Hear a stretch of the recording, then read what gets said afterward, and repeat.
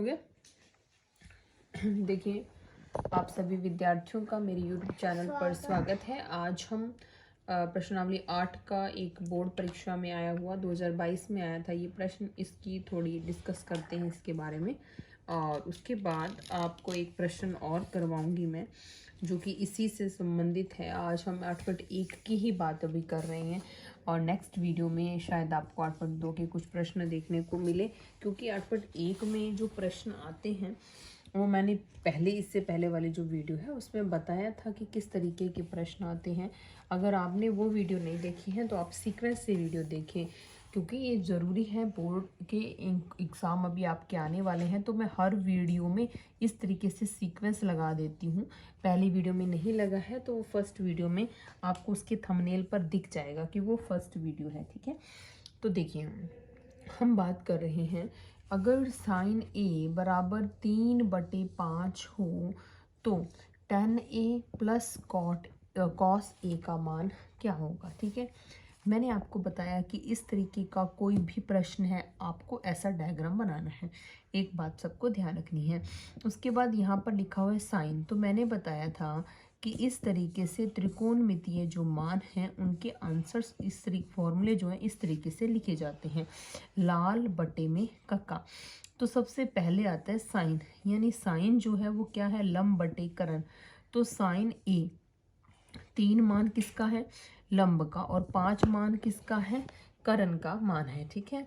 अब आपको क्या करना है, यदि प्रश्न में ये पूछा जाए कि आपको साइन ए का मान दिया जैसे, और सिर्फ tan ए पूछ लिया जाए, सिर्फ cos ए पूछ लिया जाए और प्रश्न हो 1 नंबर में, तब तो आपको क्या करना है, सीधा आप जो वैल्यूज़ नहीं दी, जैसे लंब और करण दिया है लेकिन आधार नहीं दिया, उसको निकालिए और डायरेक्ट इनके आंसर जो इनके जो आंसर्स आएंगे उसको लिख दीजिए। लेकिन अगर प्रश्न 2 नंबर का है, जैसे ये क्वेश्चन जो आया हुआ है 2022 में, ये 2 नंबर का आया हुआ है, तब आपको इसको थोड़ा ढंग से सॉल्व करना पड़ेगा, ठीक है। तो जैसे साइन ए बराबर 3/5 है, तो आप क्या लिखोगे कि साइन ए बराबर 3/5, ये हमको क्या है, दिया है। मैंने बताया था कि आपका आधा नंबर जो है, जो लैंग्वेज है क्वेश्चन की, उसका होता है। अब देखिए, 3/5 जो है वो डायरेक्ट नहीं आया है। 3/5 किसी संख्या के यहाँ से कटने के बाद आया होगा। जैसे मान लीजिए यहाँ पर 6/10 अगर होता तो वो भी 3/5 लिखा जाता है ना। मतलब इसको काट कर क्या बन रहा है, 3/5, 3 दूनी 6, 5 दूनी 10, तो 3/5 बन गया। इसका मतलब है कि जब ये इस रूप में लिखा गया तो इसके साथ गुणा में कुछ था, उस कुछ जो भी संख्या थी उसको हम मान लेते हैं कि वो के थी। हमें वो संख्या नहीं पता है, इसलिए हम अब के मानेंगे, ठीक है। अब बटे में नहीं लिखा जाता, क्यों नहीं लिखा जाता, क्योंकि के से तो के कट गया होगा, इसीलिए हम क्या करते हैं, इसको मान लेते हैं। जब हम करण और आधार जो है वो अलग अलग लिखेंगे, जब ऐसे लिखेंगे तब हमें नहीं लिखना है, लेकिन जैसे ही हम इनको यहाँ पर मान को रखेंगे तब हमें लिखना पड़ेगा। तो मैं उसका कारण बता रही हूँ कि क्यों लिखना होता है, ठीक है।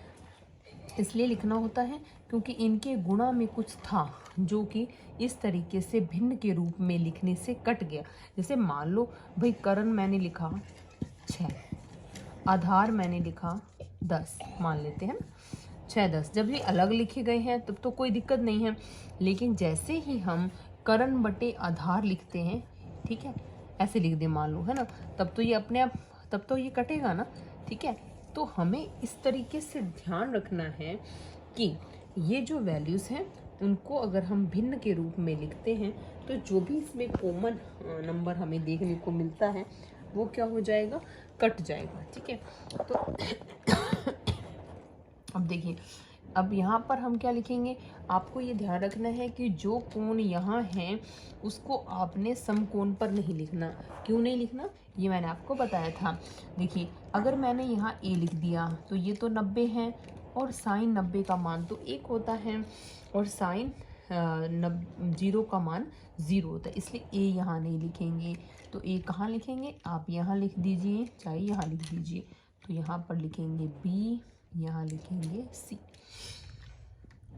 आप ए यहाँ भी लिख सकते हैं और ए यहाँ भी लिख सकते हैं, लेकिन इधर नहीं लिखना, क्योंकि साइन यहाँ पर ए लिखेंगे आप तो साइन 90 का मान भी होता है और साइन 0 का मान भी होता है, इसलिए वहाँ वैल्यूज़ नहीं रखनी जहाँ पर वैल्यूज़ को उस कोण का मान जो है हमें दिया गया है। जैसे इस कोण का मान लो हमें पता हो तो हमें वहाँ नहीं रखना, क्योंकि उसका मान उतना नहीं है जितना मान इसका है। जैसे 1/2 होता, मान लीजिए 1/2 होता यहाँ पर, तब हमें ये देखना पड़ेगा कि साइन का मान 1/2 कौन सी कितने डिग्री के कोण पर होता है, तब तो अलग बात है। लेकिन वो मान हमें कौन सी प्रश्नावली में पता चलेंगे, 8/2 में पता चलेंगे। तो हमने ये ध्यान रखना है बस कि 90 डिग्री का जो कोण है उस पर इस कोण का नाम नहीं रखना। यहाँ लिख सकते हैं, यहाँ ए लिख सकते हैं, कोई दिक्कत नहीं है। तो यहाँ लिख दिया मैंने बी और वहाँ लिख दिया है सी। उसके बाद हम बात करेंगे हमें कौन से दो मान पता है, एल और के, लंब और करण। तो ये है लंब का मान और ये है करण का मान। तो ये क्या हो गया, करण। मैंने बताया 90 डिग्री के सामने वाली भुजा क्या होती है, करण होती है। जिस पर समकोण और कोण दोनों हो वो भुजा क्या होती है, आधार होती है। तो जो रह गया वो क्या है, लंब है।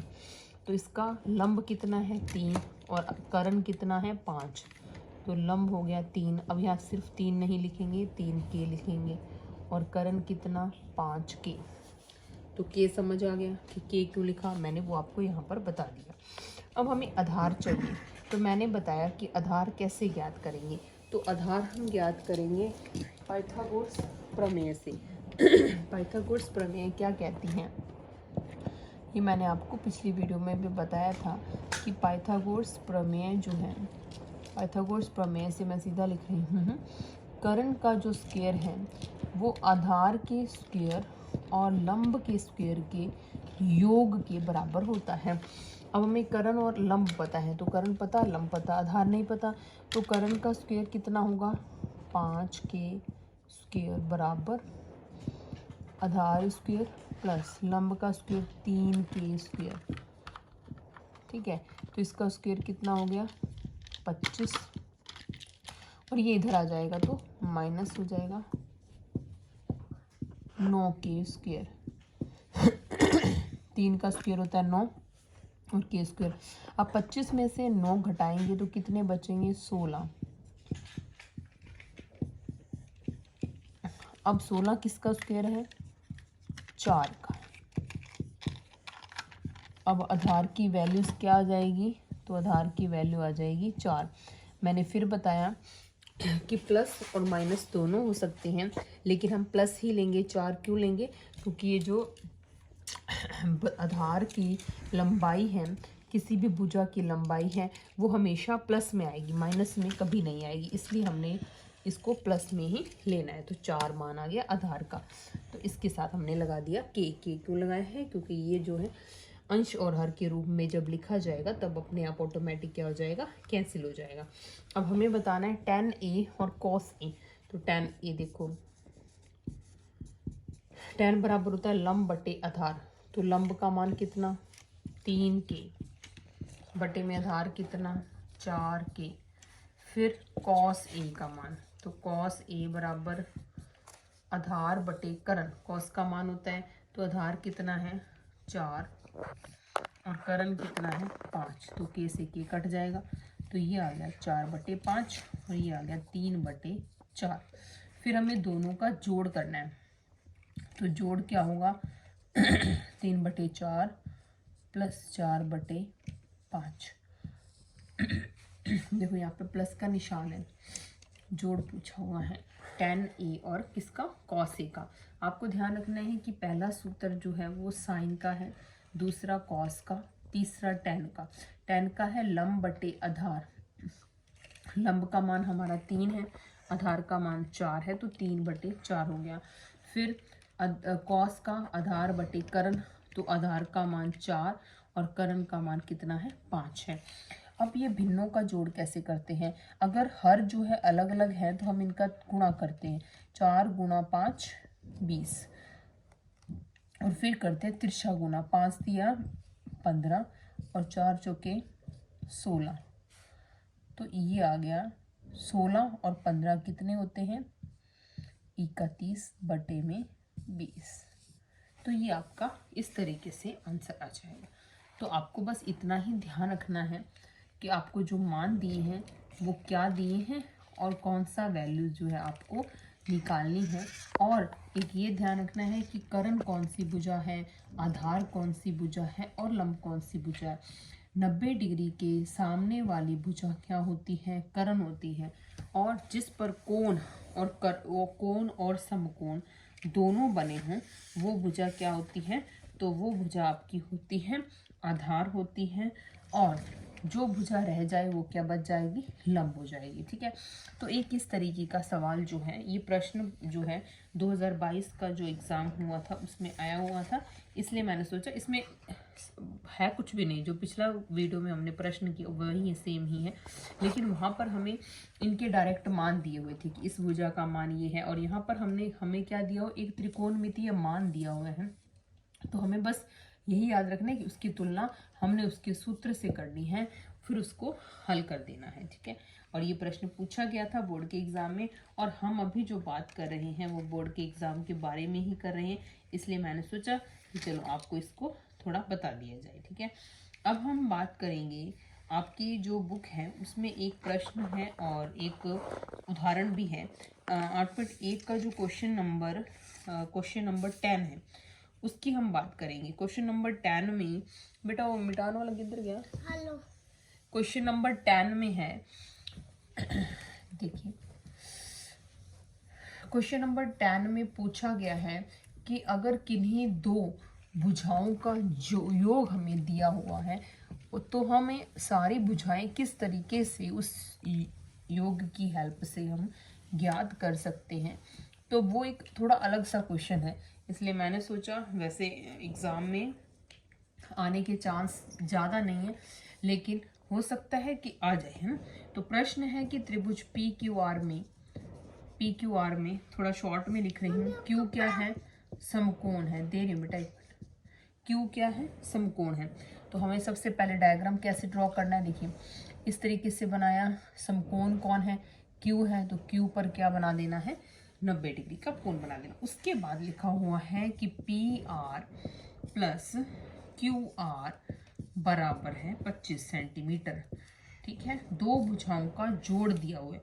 फिर लिखा हुआ है पी क्यू बराबर 5 सेंटीमीटर। तो आपको ज्ञात करना है, कौन सा कोण ज्ञात करना है, साइन पी, कॉस पी और टेन पी। तो हम यहाँ पी लिख लेते हैं, सब में पी पूछा हुआ है तो यहाँ मैंने पी लिख लिया। तो ये 90, ये कोण, तो पी क्यू आर की बात करें, पी और क्यू हो गया, तो यहाँ पे क्या आ जाएगा, आर आ जाएगा। अब हमें देखना है कि हम किस तरीके से इनको ज्ञात कर सकते हैं। तो ये भुजा क्या है, कर्ण है। अब हमें इसमें पाइथागोरस प्रमेय लगानी है। पी क्यू का मान हमें कितना दिया हुआ है, 5, तो वो लिख लेते हैं, ये रहा 5। अब पाइथागोरस प्रमेय क्या कहती है कि कर्ण का स्क्वायर, अब कर्ण क्या है इसमें, पी आर, ये रहा पी आर, कर्ण का स्क्वायर बराबर आधार स्क्वायर यानी पी क्यू का स्क्वायर प्लस लंब स्क्वायर, तो लंब क्या है, क्यू आर। ठीक है, ये दिया हुआ है। अब हमारे पास जो वैल्यू है वो किसकी वैल्यू है, तो पी क्यू की, पी क्यू की वैल्यू हमें पता है 5 है, तो पी क्यू की वैल्यू हमने क्या रख दी, 5 रख दी। और इसको हम इधर ले आए, तो इधर ले आएंगे तो ये क्या बन जाएगा, माइनस में हो जाएगा, ये हो जाएगा माइनस में, इधर प्लस में था, इसके आगे देखो प्लस का निशान है, जब ये पक्षांतरण होगा तो ये माइनस में हो जाएगा। फिर P R square minus Q R square बराबर 5 का स्क्वायर कितना हो जाएगा, 25, ये बराबर है। ठीक है, इस तरीके से।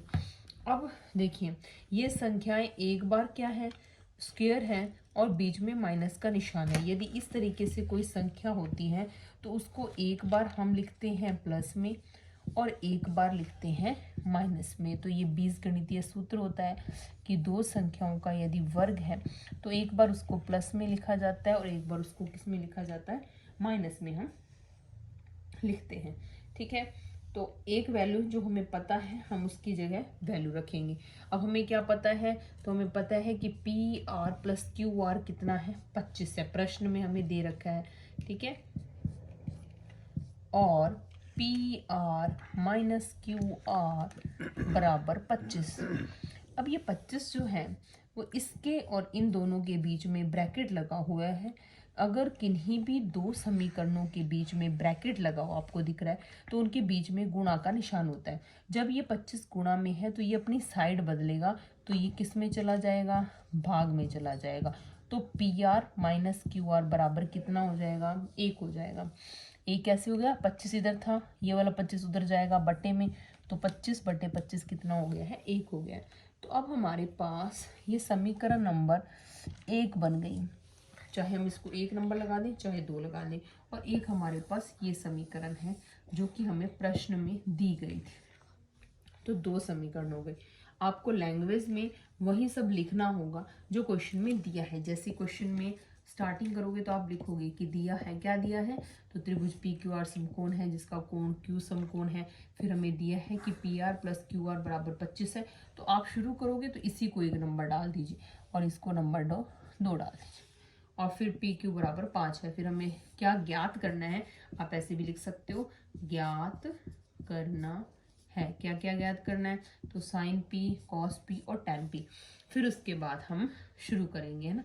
तो शुरू कैसे करेंगे, पहले ये डायग्राम बनाएंगे और फिर ये लिखेंगे, ठीक है। तो अब देखो, एक हमें प्लस का मान पता है और एक माइनस का मान पता है, तो हम इसकी हेल्प से कैसे मान निकाल सकते हैं। देखो, ये 2 समीकरण है, मैंने इनको ऐसे लिख दिया। ये पहली समीकरण लिखी और इसी के जस्ट नीचे मैंने दूसरी समीकरण लिख दी। तो आपको दिख रहा है यहाँ पर क्यू आर के आगे क्या है, प्लस, यहाँ क्यू आर के आगे क्या है, माइनस। प्लस और माइनस यदि एक साथ है, इस तरीके से समझे कि आप घर से 5 रुपये लेकर गए, यानी प्लस है, और आपने 5 ही खर्च कर दिए, तो आपके पास क्या बचेगा, कुछ भी नहीं, तो ये कैंसिल हो गया। और ये कितने बन गए, दोनों प्लस है, तो 2 पी आर, और बराबर में 25 और 1 26, और पी आर का मान कितना आ गया, 26/2। बटे में क्यों आया, क्योंकि एक चर और अचर एक साथ लिखे गए हैं, तो इसका मतलब उनके बीच में क्या निशान है, गुना है, तो ये बटे में आ गया। और पी आर बराबर कितना आ गया, 13 दूना कितना होता है, 26 होता है, ठीक है। तो पी आर का मान कितना आ गया, ये बी लग रहा है देखने में, पी आर का मान आ गया है 13।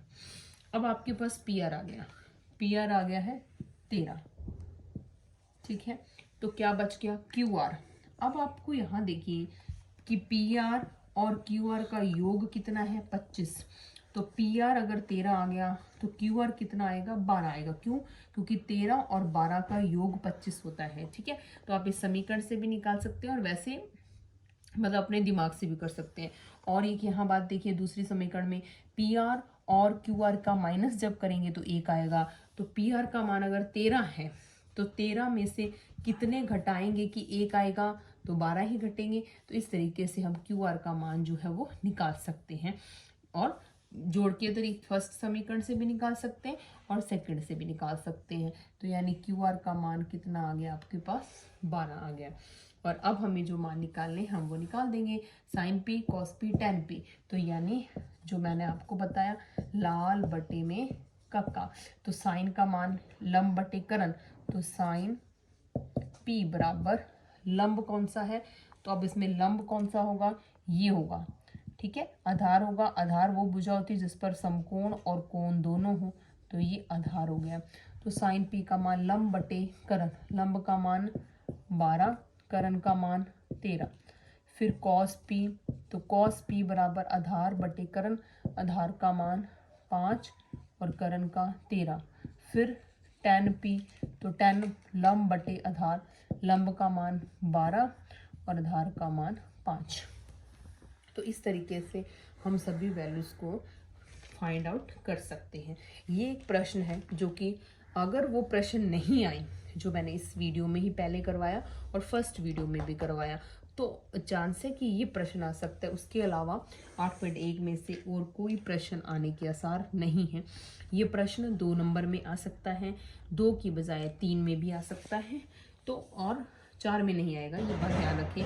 2 की बजाय 3 में आ सकता है, 4 नंबर में नहीं आएगा। देखिए किस तरीके से नंबर डिवाइड होते हैं कि आधा नंबर आपको जो गिवन है उसका डिवाइड हो गया है, फिर 1 या 1.5 नंबर इसकी कैलकुलेशन का, और आधा नंबर इन आंसर्स का होता है, ठीक है। तो इस तरीके से ये 3 नंबर में 1.5 और आधा 2 ही नंबर हुए और ये 2.5 नंबर हो गए, है ना। तो आधा नंबर अगर 3 नंबर का प्रश्न होता है तो डायग्राम का हो जाता है या कोई मान निकालने का हो जाता है, इस तरीके से डिस्ट्रीब्यूट हो जाते हैं। तो 3 नंबर में या 2 नंबर में ये प्रश्न जो है आपसे पूछा जा सकता है। इसके अलावा 8.1 में से कोई प्रश्न जो है वो नहीं पूछा जाएगा। तो आपको ये 2 जो प्रश्न है वो ढंग से कर लेने हैं और नेक्स्ट वीडियो में हम 8.2 के बारे में बात करेंगे। धन्यवाद।